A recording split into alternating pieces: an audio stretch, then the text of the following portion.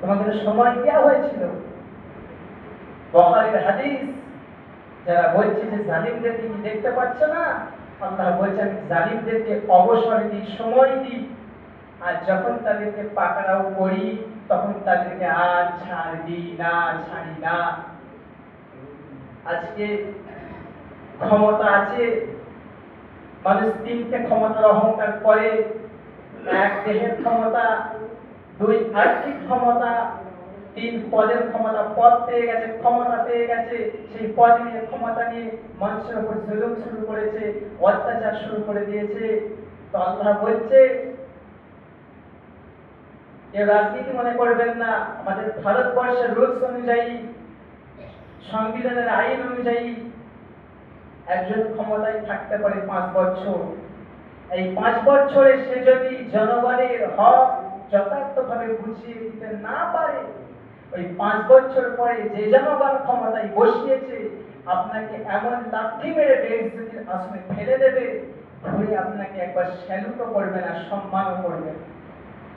আপনি দেহের ক্ষমতা দেখাচ্ছেন, খুব বেশি নয়, রাতে একটু খাওয়া গন্ডগোল হয়েছে, সকালবেলায় 4 থেকে 5 বার পায়খানা হয়েছে, আর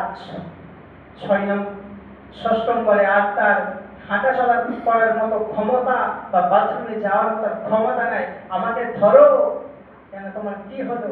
সব শেষ। অর্থের ক্ষমতা দেখাচ্ছ, বেশি নয়, সামান্য একটা নার্ভ যদি একটু নড়িয়ে দেয়, যদি করে দেয়, যে এই পায়খানাকে ঘৃণা করতো, এই পায়খানা হাত দিয়ে ছানবে। আর এই ব্রেনকে ঠিক করার জন্য যত গচ্ছিত সম্পদ আছে সব শেষ হয়ে যাবে, তারপরেও ব্যাংকে থেকে সুদ নিতে হয়, লোন দিতে হয়। আপনি অহংকার দেখাচ্ছেন, ক্ষমতা। বুখারীর 2449 নম্বর হাদিস, হযরত আবু হুরায়রা রাদিয়াল্লাহু তাআলা আনহু থেকে বর্ণিত, আল্লাহর রাসূল সাল্লাল্লাহু আলাইহি ওয়াসাল্লাম বলছে, যার কাছে তার ভাইয়ের সম্মান ও অন্য কোনো বিষয়ে জুলুম রয়েছে, সে যেন আজই তার থেকে মুক্ত হয়ে নেয়। কারণ কিয়ামতের দিন সেখানে দিনার দিরহাম টাকা পয়সা থাকবে না।